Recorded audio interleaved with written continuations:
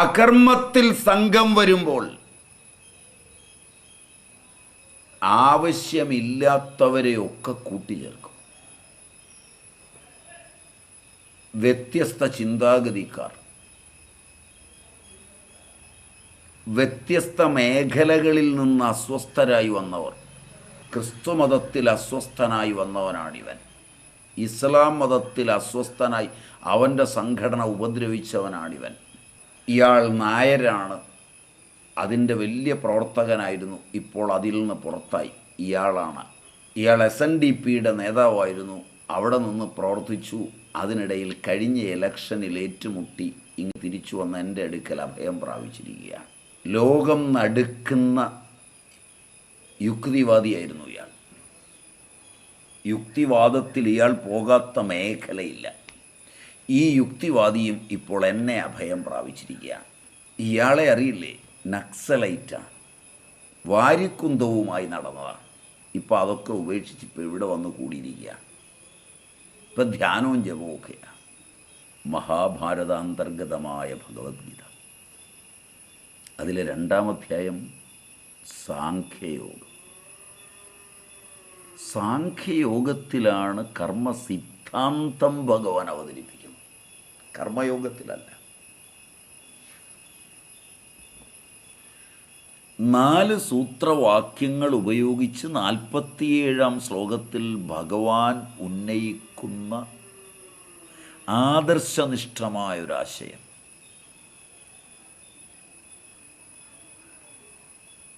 സഹസ്രാബ്ദങ്ങൾക്ക് ശേഷം എടുത്തു നോക്കുമ്പോൾ പോലും അനവദ്യ സുന്ദരമായ പ്രായോഗികതയിൽ ഊർന്നു നിൽക്കുകയാണ്. ജനജീവിതം, സാമൂഹ്യ ജീവിതം,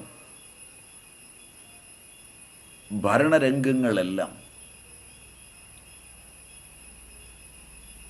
ഇത് വെച്ചുകൊണ്ട് നോക്കിക്കണ്ടാൽ രസകരവുമാണ്. എല്ലാ അകർമ്മസംഘവും അനർത്ഥമാണ്, വാസനാഭരിതമാണ്. അതിൽ പെടുന്നവൻ്റെ അന്ധഃകരണത്തെ ആകെ അശുദ്ധമാക്കുന്നതാണ്. അന്ധഃകരണത്തിൻ്റെ വിശുദ്ധിയെ സർവാത്മന കളഞ്ഞു കുളിക്കുന്നതാണ്. പുറമേ ഒരുവൻ അകർമ്മണ്യനാകുന്നു എങ്കിൽ അന്തരംഗം കർമ്മനിരതമാവുകയാണ്. നിഷിദ്ധങ്ങളായ ഉള്ളിൽ കർമ്മം നിറയുകയാണ്. അതുകൊണ്ടാണ് മാ തേ സംഗോസ്തു, സംഘമുണ്ടെങ്കിൽ അവിദ്യ നിശ്ചയമാണ്.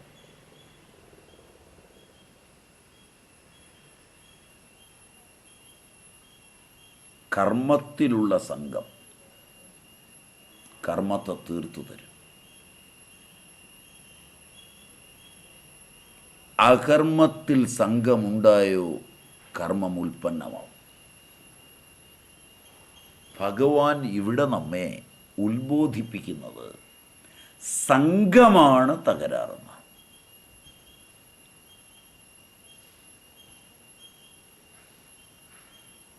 കർമ്മത്തിൽ സംഘമുണ്ടാകുമ്പോൾ സ്വന്തം കർമ്മം സ്വകാര്യമാണ്. അതിന് വേണ്ടതെല്ലാം മാത്രമേ ചേർക്കുള്ളൂ.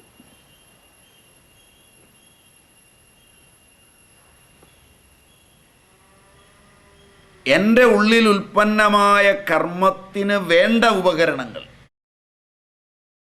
അനാവശ്യമായ ഉപകരണങ്ങളൊന്നും വാങ്ങില്ല.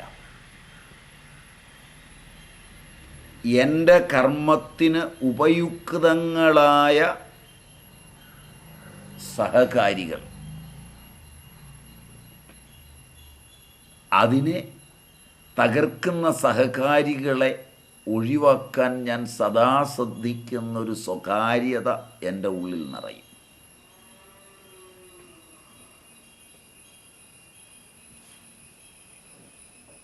കർമ്മം പുഷ്കലമാവുകയും പരിശുദ്ധമായി തീരുകയും ചെയ്യും.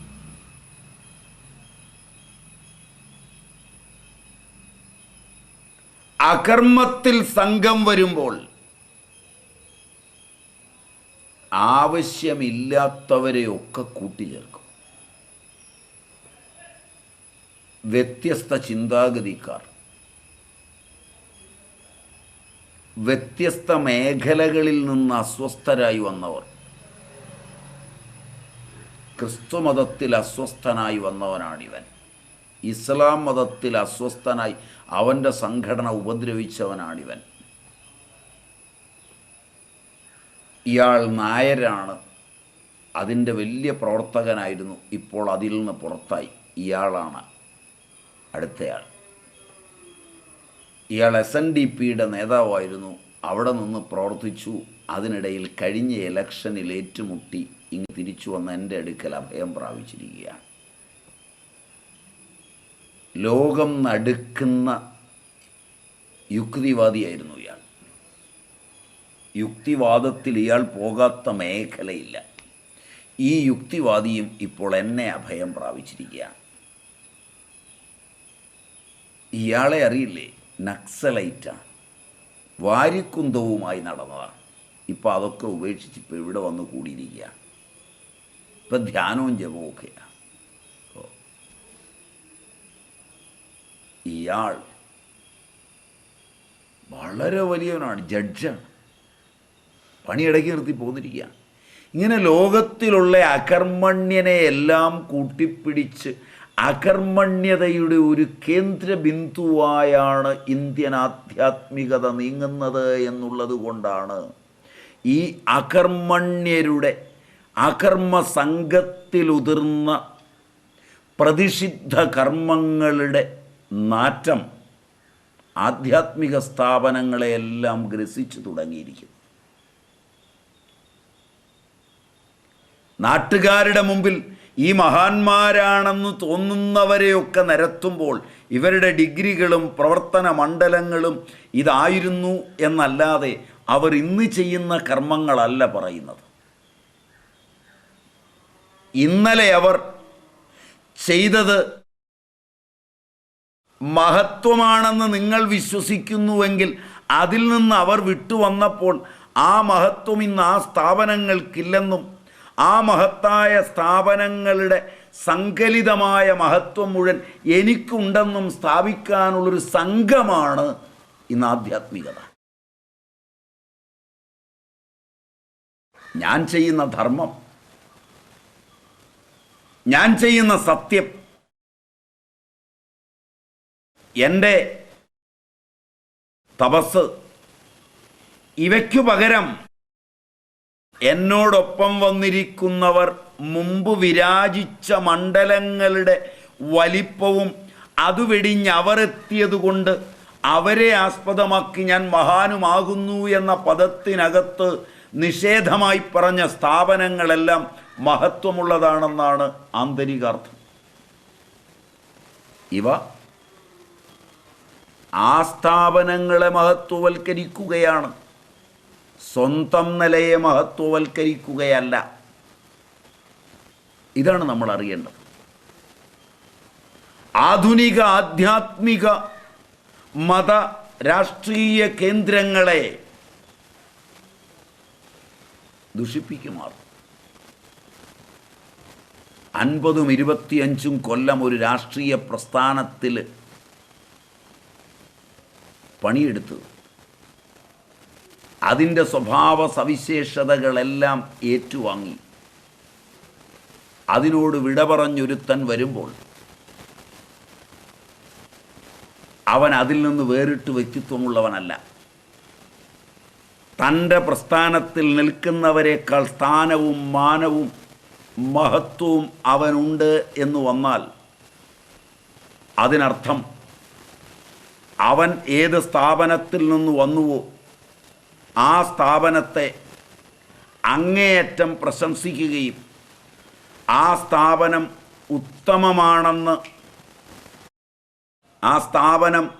ഉത്തമമാണെന്ന് അംഗീകരിക്കുകയും ചെയ്യുകയാണ്. ഇതാണ് അതിൻ്റെ വഴി. ഈ വഴിയിലാണ് നാം ചിന്തിക്കേണ്ടത്. അതുകൊണ്ട് അനേകം പേർ ഒരു ദർശനത്തിലൂന്നി തൻ്റെ പ്രസ്ഥാനം രൂപപ്പെടുത്തി അതിനെ വളർത്തിയെടുക്കാൻ അക്ഷീണം പ്രയത്നിക്കുമ്പോൾ അതിന് വിപരീതമായൊരു പ്രസ്ഥാനത്തിൽ പ്രവർത്തിച്ച് അതിൻ്റെ ശീലം കൈവന്ന് അതിലെ സ്വഭാവവുമായി വരുന്ന ഒരുവൻ തൻ്റെ പ്രസ്ഥാനത്തിൽ മഹാനായിത്തീരുകയും തൻ്റെ കൂടെ നിൽക്കുന്നവരെക്കാൾ പോലും ഗംഭീരനാവുകയും ചെയ്യുമ്പോൾ എന്തിനാണ് പ്രസ്ഥാനങ്ങൾ തമ്മിലുള്ള ഭേദം? പ്രാസ്ഥാനിക വൈരാഗ്യമല്ലാതെ സ്വഭാവശുദ്ധിയെക്കുറിച്ചുള്ള ചിന്ത ആധുനികനില്ലെന്ന് കൃത്യമായി ബോധ്യപ്പെടുന്നത് ഇവിടെയാണ്. അതുകൊണ്ട് വളരെ ശ്രദ്ധിക്കേണ്ടതാണ്. അമ്മാതിരി അവസ്ഥയിൽ സംഘം അതാണ് ഈ കൊണ്ടുപോകുന്നത് മുഴുവൻ. സംഘമുണ്ടെങ്കിൽ അവിദ്യ നിശ്ചിതമാണ്. കർത്തൃത്വ ഭോക്തൃത്വ ഭാവവുമുണ്ട്. അത്തരം അവസ്ഥകളിൽ എന്തെങ്കിലും പരിചയം കൊണ്ടോ അറിയാതെയോ ബാഹ്യമോ ആഭ്യന്തരമോ ആയ കർമ്മമുണ്ടായാൽ അത് അവശ്യമേവ പരിണമിക്കും.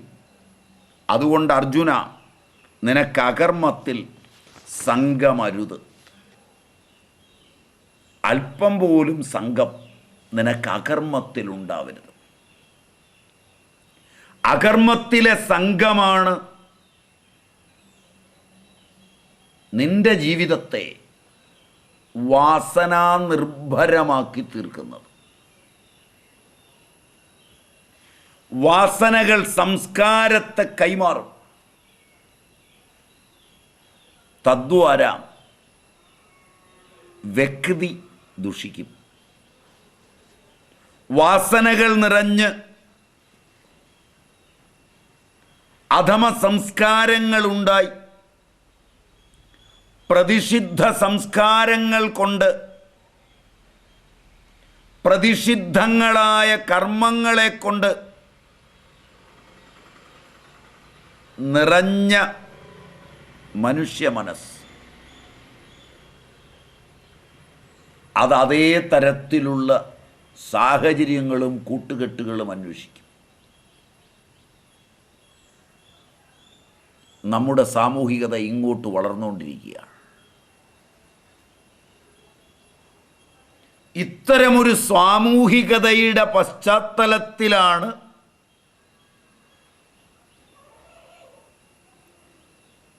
ത്യാഗമില്ലായ്മയുടെ, വൈരാഗ്യമില്ലായ്മയുടെ,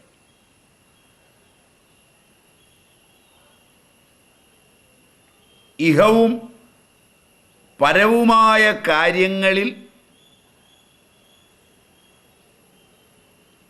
താൽപ്പര്യമില്ലായ്മ, വിരാഗത,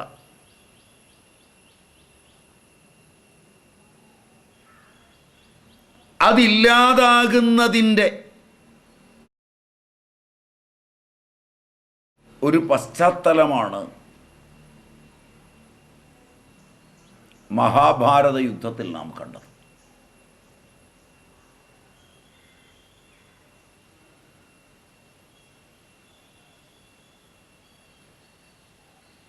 രാജാവായ യുധിഷ്ഠിരനിലുണ്ടായ വിരാഗത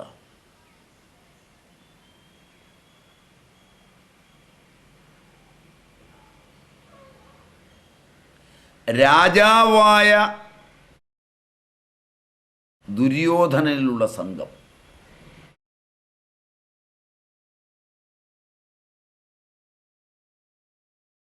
ഇതാണ് യുദ്ധത്തിൻ്റെ കേന്ദ്രബിന്ദു.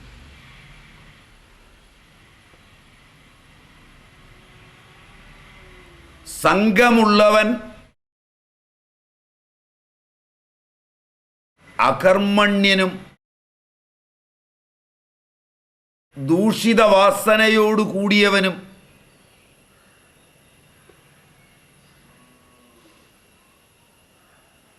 പ്രതിഷിദ്ധ കർമ്മങ്ങൾക്ക് താൽപ്പര്യം നിറഞ്ഞവനുമാവും.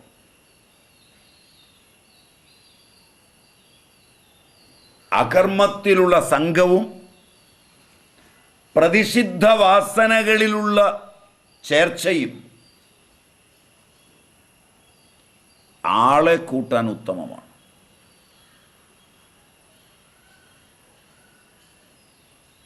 വ്യക്തിക്ക് പിന്നാലെ ജനസഞ്ചയങ്ങൾ ഉണ്ടാകുമ്പോൾ പ്രതിഷിദ്ധ കർമ്മങ്ങൾ കൂടുന്നു എന്ന് തിരിച്ചറിയേണ്ടതാണ്.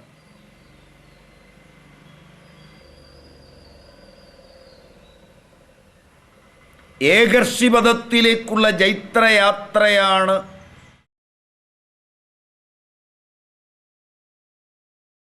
സ്വഭാവശുദ്ധിയുടെ അളവുകോൽ.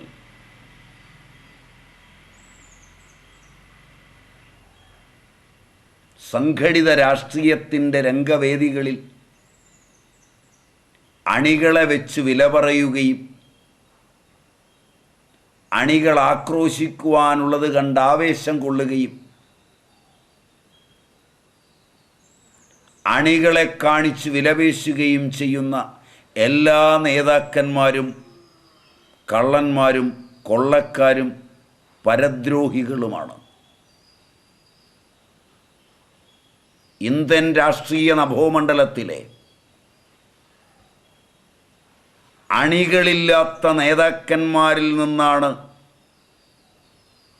പാർലമെൻറ്റിലും നിയമസഭയിലുമൊക്കെ ഉത്തമ പ്രമേയങ്ങളുണ്ടായിട്ടുള്ളത്. വികാരമില്ലാത്ത വിചാരത്തിൻ്റെ, മനുഷ്യനും പ്രകൃതിയും തമ്മിലും മനുഷ്യനും തമ്മിലും മനുഷ്യനും ഈശ്വരനും തമ്മിലുള്ള കരാറുടമ്പടിയുടെ അത്യന്തഭാസുരങ്ങളായ രംഗങ്ങളെ പ്രകൃതിയെ നശിപ്പിക്കാതെ, പാരിസ്ഥിതിക പ്രശ്നങ്ങൾ ഉണ്ടാക്കാതെ, മനുഷ്യ സ്നേഹത്തെ മതേതരമായി ചിന്തിച്ചുകൊണ്ട് മതത്തിനോ ജാതിക്കോ വർണ്ണത്തിനോ വർഗത്തിനോ വേണ്ടിയല്ലാതെ ഉത്തമങ്ങളായ പദ്ധതികൾ ആവിഷ്കരിച്ച് വന്നിട്ടുള്ള നേതാക്കന്മാരെല്ലാം തങ്ങളുടെ രാഷ്ട്രീയ താവളങ്ങളിൽ ഒറ്റപ്പെട്ടവർ തന്നെയാണ്. പ്രതിഷിദ്ധ കർമ്മങ്ങൾ കൊണ്ടും പ്രലോഭനങ്ങൾ കൊണ്ടും അധർമ്മ കർമ്മങ്ങളിലുള്ള വാസനകളുടെ താലോലിപ്പ് കൊണ്ടും ഏത് നീചകർമ്മം ചെയ്യുമ്പോഴും ആശ്രിത വത്സലനായി തങ്ങളെ രക്ഷിക്കുമെന്ന വിശ്വാസം കൊണ്ടുമാണ് രാഷ്ട്രീയ നേതാക്കന്മാർക്കെല്ലാം അണികളുണ്ടാകുന്നത്. രാഷ്ട്രീയ നേതാവിന് അണികളുണ്ടാകുമ്പോൾ രാജ്യം ശ്രദ്ധിച്ചിരിക്കേണ്ടതാണ്. അണികളെ മതപരമായും ജാതീയമായും വർഗപരമായും നേതാക്കന്മാർ തങ്ങളുടെ താവളങ്ങളിൽ വേറിട്ട് സംഘടിപ്പിക്കുകയും അവകാശവാദം ഉന്നയിക്കുകയും ചെയ്യുമ്പോൾ ഒരു രാഷ്ട്രം നശിക്കാൻ തുടങ്ങുന്നുവെന്ന് സുവ്യക്തമായി ജനത മനസ്സിലാക്കേണ്ടതാണ്. ഏറ്റവും കൂടുതൽ അണികളുള്ള, അണികളെ അണിനിരത്ത് നിർത്തുന്നവനെ ജനാധിപത്യം തോൽപ്പിച്ചില്ലെങ്കിൽ അത് ജനങ്ങൾക്ക് ഭാരമായി തീരുമെന്നുള്ളത് തീർച്ചയാണ്. തങ്ങൾക്ക് നിയന്ത്രിക്കാനാവാത്ത ഭാരം തങ്ങളുടെ മേൽ കെട്ടിവെക്കുകയും തങ്ങളുടെ ജീവിതത്തെ ദുസ്സഹമാക്കി തീർക്കുവാൻ അണികളെ അഴിച്ചുവിടുകയും തങ്ങളുടെ വിയർപ്പിൻ്റെ തുള്ളികൾ അണികൾക്ക് അഴിഞ്ഞാടാൻ നൽകുകയും ചെയ്ത് സ്വസ്ഥാനങ്ങൾ ഉറപ്പിക്കുന്ന എല്ലാ നേതൃത്വവും ഏതെല്ലാം രാഷ്ട്രീയ പ്രസ്ഥാനങ്ങളിലുണ്ടോ അവരെ ജനങ്ങൾ കരുതിയിരിക്കുകയും വർഗവഞ്ചകരായി മനസ്സിലാക്കുകയും ചെയ്യേണ്ട കാലം അതിക്രമിച്ചിട്ടുണ്ട്. ഇതിന് കാരണം അകർമ്മണ്യതയാണ്. അകർമ്മണ്യതയുടെ അന്തരാളത്തിൽ നിന്നാണ് വാസനകൾ ഉത്ഫുല്ലമാകുന്നത്. അവയെ താലോലിക്കാൻ തയ്യാറാകുമ്പോഴാണ് പ്രതിഷിദ്ധ കർമ്മങ്ങൾ ലോകത്ത് നിറയുന്നത്. എവിടെയെല്ലാം മതനേതൃത്വം സുശക്തമായി അകർമ്മണ്യതയെ വർദ്ധിപ്പിക്കുന്നു, അണികളെ സൃഷ്ടിക്കുന്നു, തുടക്കത്തിൽ തന്നെ ശ്രദ്ധിക്കേണ്ടതാണ് ജനത. അണികൾ കൂടുമ്പോഴെല്ലാം അധർമ്മം ചെയ്യുന്നതിന്, അത് ചെയ്താലും ശിക്ഷിക്കപ്പെടാതിരിക്കുന്നതിന്, അത് ചെയ്തു കഴിഞ്ഞാലും തന്നെ സംരക്ഷിക്കാൻ കൂട്ടുകൂടുന്നതിന് ജനശക്തി ഉപയോഗിച്ച് ഏതൊരാളെയും തകർക്കുന്നതിന്, തൻ്റെ അഴിമതികളും അതിക്രമങ്ങളും മറച്ചു വയ്ക്കുന്നതിന്, ഇതിനാണ് ആൾക്കൂട്ടം. ധർമ്മത്തിന്, സത്യത്തിന്, പുരോഗതിക്ക് ഈ ആൾക്കൂട്ടം അനിവാര്യമല്ല.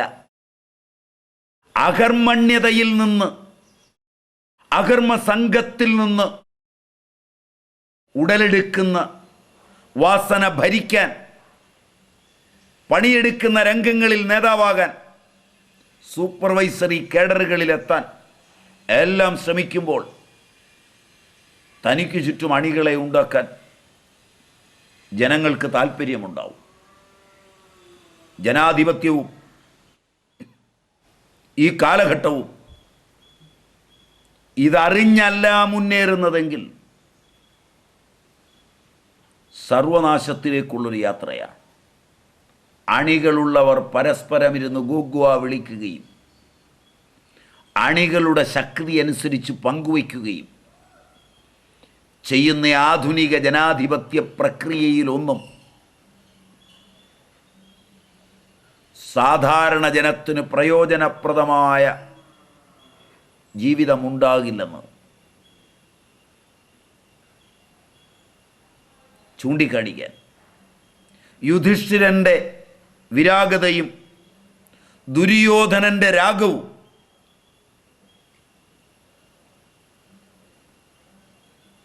പതിനൊന്ന് അക്ഷൗഹിണികളെ സമാഹരിച്ച് അകർമ്മണ്യതയിൽ സംഘം വന്ന് ദുഷ്ടലാക്കോടെ സകല ദൂഷ്യങ്ങളും ഹിംസയും സ്തേയവും അന്യഥാകാമവും നിറഞ്ഞ്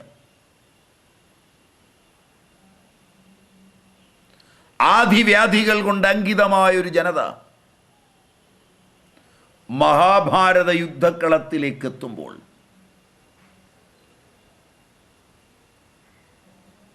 രാജ്യം വെടിഞ്ഞ് 14 വർഷം വനവാസം ചെയ്തു വന്നിരിക്കുന്ന ഇത്തരുണത്തിൽ പോലും അധർമ്മഭംഗിലമായി ഒന്നും സംഭവിക്കരുതെന്ന് ആഗ്രഹിക്കുന്ന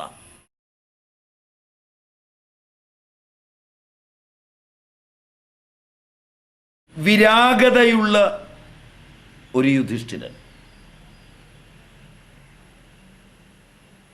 അതിനിടയിൽ പറ്റുന്ന തെറ്റുകൾ ശക്തങ്ങളാണ് എന്നും മനസ്സിലാക്കണം. തെറ്റുകാരൻ്റെ തെറ്റുകൾ തെറ്റുകളുടെ കൂട്ടത്തിലുള്ളതാണ്. തെറ്റില്ലാത്തവൻ്റെ ചെറിയ തെറ്റുകൾ പോലും പ്രത്യേകം ഓർത്താൽ മാത്രമേ തെറ്റുകളില്ലാത്തൊരു ലോകത്തേക്ക് മാതൃകാപരമായി നാം വളരുകയുള്ളൂ.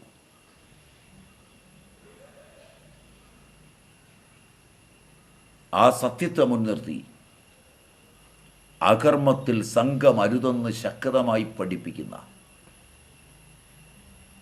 അതിനെ അവലംബിച്ചുകൊണ്ട് അർജുനനെ മുൻനിർത്തി ലോക ജനതയ്ക്കാകമാനം ഈ 4 കർമ്മസൂത്രങ്ങൾ നൽകിയ ഭഗവാൻ ശ്രീകൃഷ്ണ പരമാത്മാവിൻ്റെ പാവന പാദങ്ങളിൽ നമുക്ക് പ്രണമിക്കാം.